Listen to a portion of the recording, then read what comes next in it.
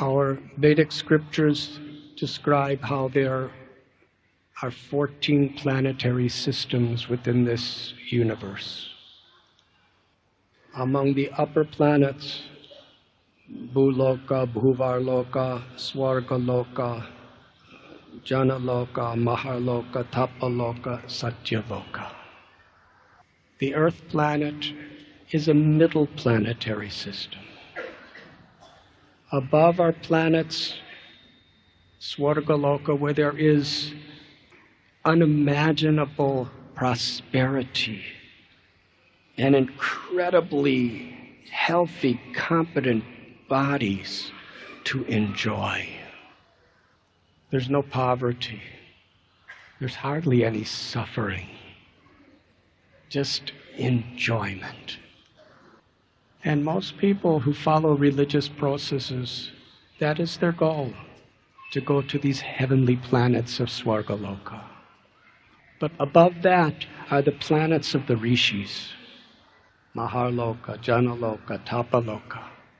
They don't care anything about sensual enjoyment. There, their enjoyment is of a more subtle level. Even in this world, sensual pleasures, they come and they go. Money, sex, property, all of these things. But they can't compare to peace of mind or inner happiness. So in the higher planets, these great sages and rishis, they are very deeply immersed in this inner wealth of happiness.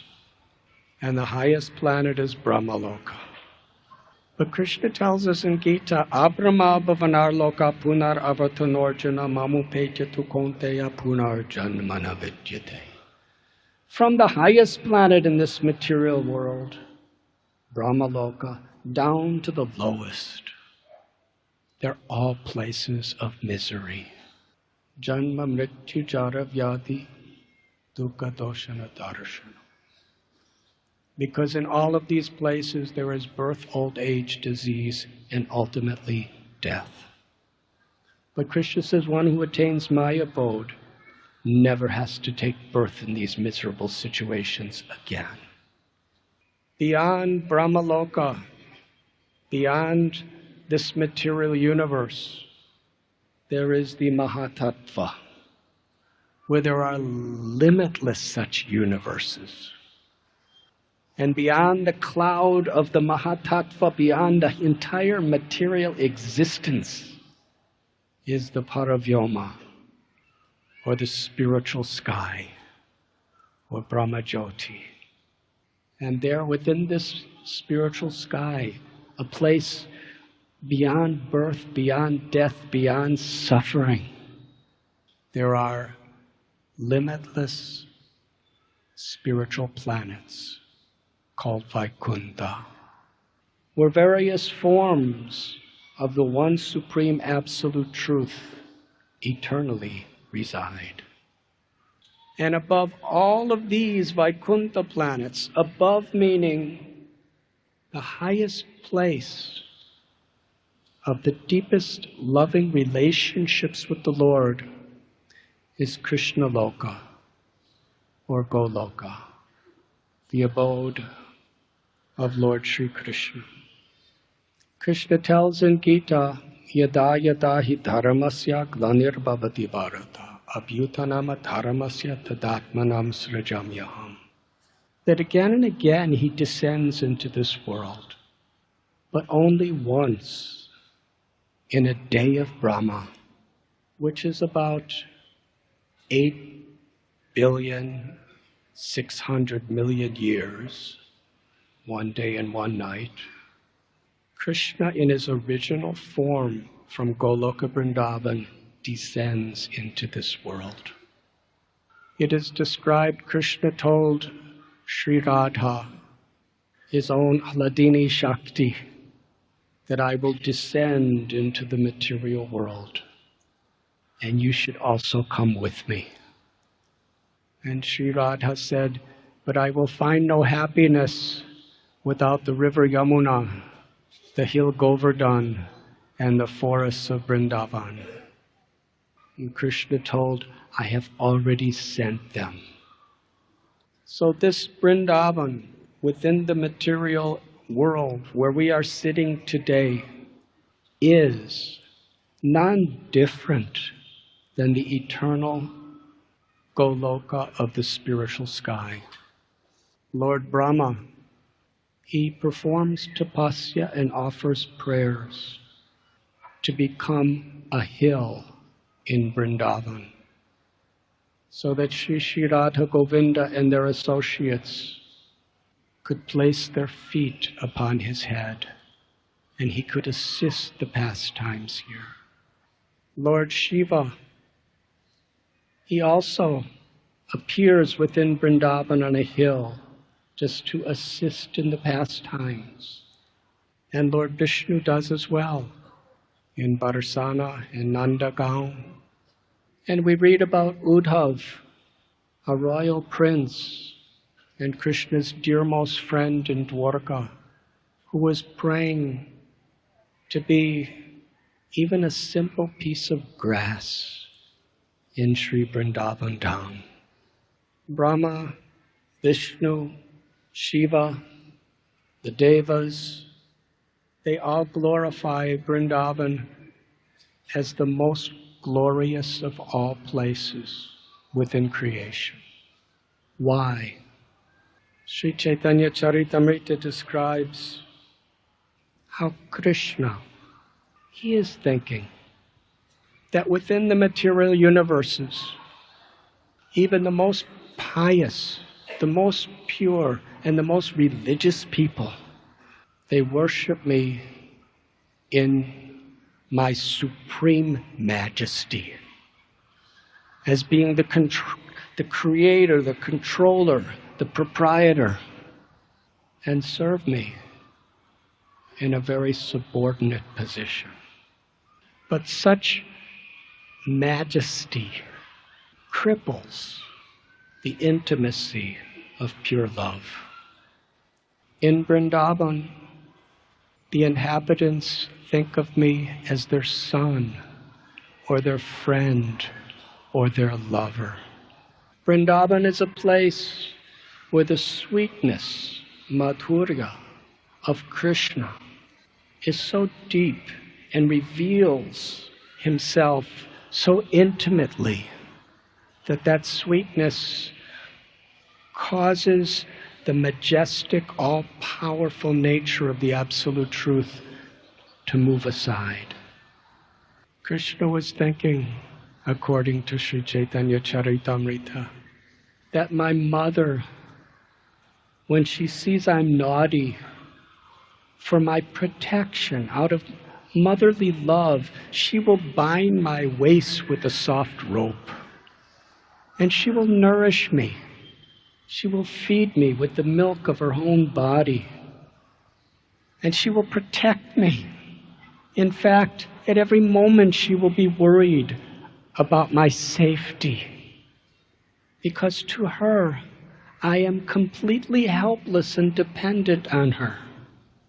And because she has that love, it is so powerful. I become subordinate to that love.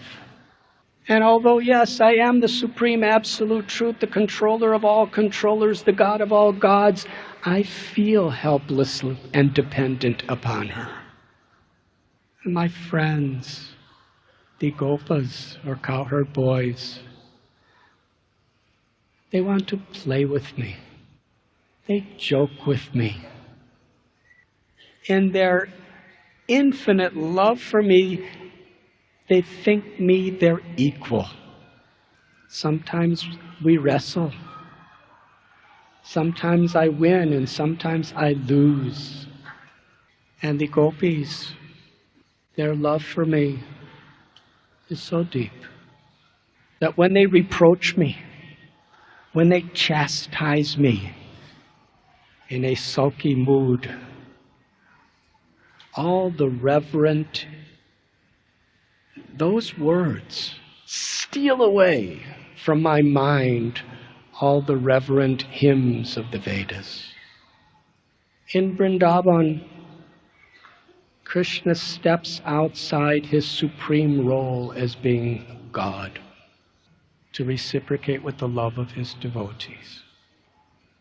It is this mood of Vrindavan that Krishna descends to reveal to the world once in a day of Brahma. Krishna descended with his eternal loving associates, and he brought the supreme abode with him. 5,000 years ago, Krishna came at the end of the Dwapara Yuga. Rupa Goswami tells us that Krishna has 4 qualities that he only displays in Vrindavan, that neither the Jiva nor Brahma or Shiva or even Lord Narayan display. Krishna has 64 qualities, Rupa Goswami tells. And among them, the Jiva, Mamaivam So Jiva Loke, the eternal soul within the hearts of all living beings, has 50 of these qualities in minute proportion. 55 Brahma and Shiva, and 60 Lord Narayan. But the 4 qualities that make the supreme all-inclusive opulence of Krishna's sweetness are his flute, his beauty, his pastimes, and the intimacy of the love of his devotees. And all other incarnations are present within Krishna when he appears within this world. When Krishna performed his Leela here, it was defined as the Prakata Leela, the manifested pastimes of Krishna. Krishna lived in Vrindavan about 11 years and 9 months. And when he went to Mathura, and then to Dwarka, and then he came back to Vrindavan to bring everyone here back to the spiritual world of Goloka. And then the pastimes here are aparakata. They are eternal existing, but they are unmanifested to the material senses. After Krishna disappeared from this world, his great-grandson Vajranabh was made by Maharaj Yudhisthira as the king of this Braj Mandala area. Krishna's primary wife was Rukmini, who had a son named Pradyumna, who had a son named Aniruddha, and Vajranabh was the son of Aniruddha.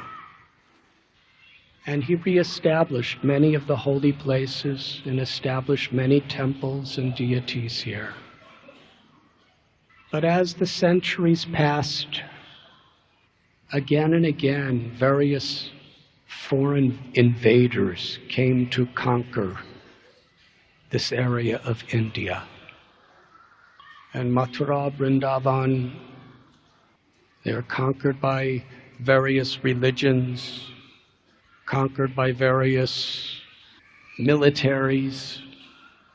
And in the age of Kali, Krishna descends as Sri Chaitanya Mahaprabhu.